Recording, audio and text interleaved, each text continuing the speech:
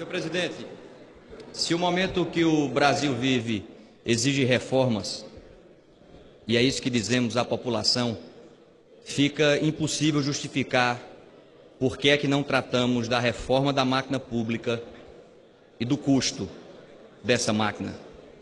Se o remédio é amargo, mas é preciso tomá-lo, fica difícil compreender por que é que o trabalhador rural tem que tomar esse remédio e o político não.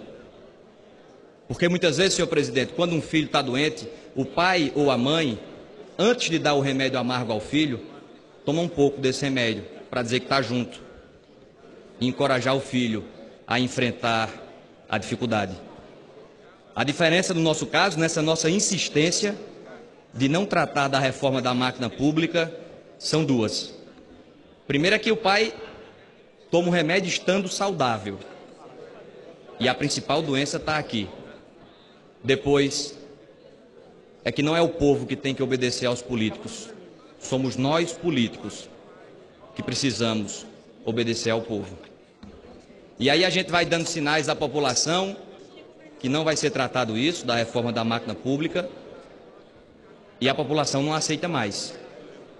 E aí a gente vai achando que o tempo que vai resolver e acalmar o país, e não vai acalmar. A gente precisa tratar de temas que beiram a obviedade da exigência da população para que a gente dê uma resposta. Falar do auxílio moradia. Auxílio moradia, senhor presidente, deve existir para quem não tem onde morar. Auxílio alimentação deve existir para quem não tem o que comer. E a gente tem uma máquina pública inchada, agigantada, repleta de espaços como esses, e não vamos dizer que é só a classe política, vamos avançar no poder judiciário, vamos avançar em todos os espaços da máquina pública para acabar com essas distorções. Não dá mais para juiz no Brasil receber auxílio moradia. Está errado. Todos nós sabemos que está errado. Não, mas é uma compensação. A gente não está mais em tempo de ter compensação. Não cabe mais compensações. É preciso ter uma mudança radical em direção daquilo que é correto. Não adianta mais puxar um pouquinho para cá, um pouquinho para ali. Não dá mais. E é esse embate. E é o enfrentamento dessas distorções que talvez inicie um período de equilíbrio nesse país. Não dá para pedir equilíbrio à população quando a gente vive banhado em distorções da máquina pública.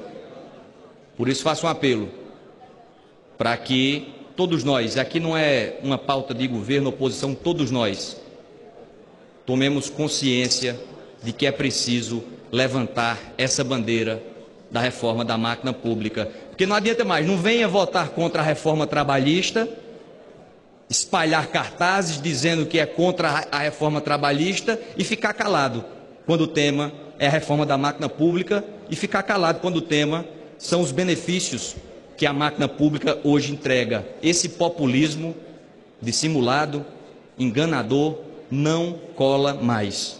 É preciso enfrentar essas obviedades. E isso traria um novo debate sobre o que deve ser o nosso Estado. O equipamento, o Estado, a máquina pública como um todo.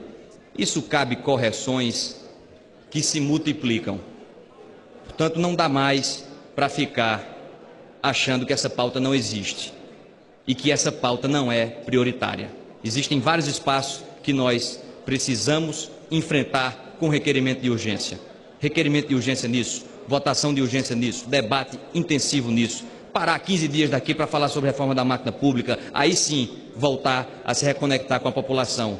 Porque existem muitas distorções, sinais que a nossa sociedade precisa avançar. Um ministro do Supremo, com toda franqueza, um ministro do Supremo não precisa de alguém que puxe a sua cadeira para que ele se sente. Ah, mas é só um gesto. Isso não é só um gesto.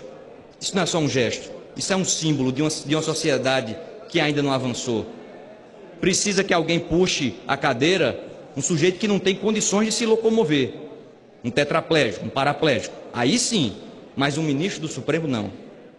São esses sinais, é essa nova simbologia é essa nova linguagem que o povo brasileiro está sedento para que a gente traga para esta casa.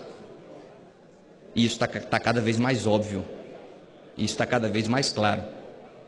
E cada vez mais óbvio e claro que a população não vai se contentar com o tempo, o passar do tempo. As coisas não vão se acalmar enquanto a gente não compreender a quadra democrática que o país vive. Faço esse apelo para essa casa. E aproveito esse tempo final para falar desse destaque específico do Democratas.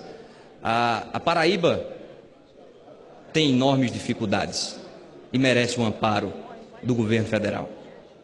Sei que o deputado Pedro Paulo, pelo esforço que fez e abertura no debate que teve, sensibilidade federativa que teve, sabe disso. Portanto, o que faz um paraibano votar nesta matéria, e voto com a convicção que existe uma federação que não pode ser simplesmente ignorada, mas o que faz um paraibano votar essa matéria são as contrapartidas. Não tem como dar um amparo para um Estado sem exigir contrapartidas e não dar amparo para um outro Estado que também precisa.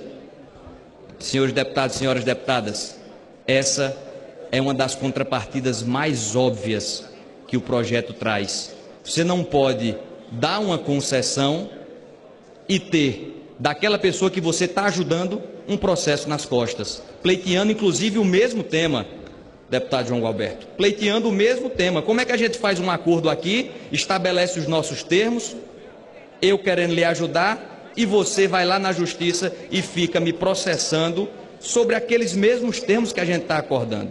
É dizer, não, tudo bem, a gente está acordando aqui, mas eu vou questionar isso na justiça. E aqui não se trata de uma obrigatoriedade, não é uma imposição para que se desista de ações, não é obrigatoriedade. Um dos nortes desse processo é a faculdade de escolha, é a faculdade que o Estado terá para aderir ou não a esse programa. Portanto, é preciso haver sim contrapartidas e é preciso aprovar esse destaque. O PSDB orienta sim com a convicção que a nossa federação tem outros estados que também precisam desse amparo. E se não houver contrapartidas, não faz sentido aprovar essa matéria.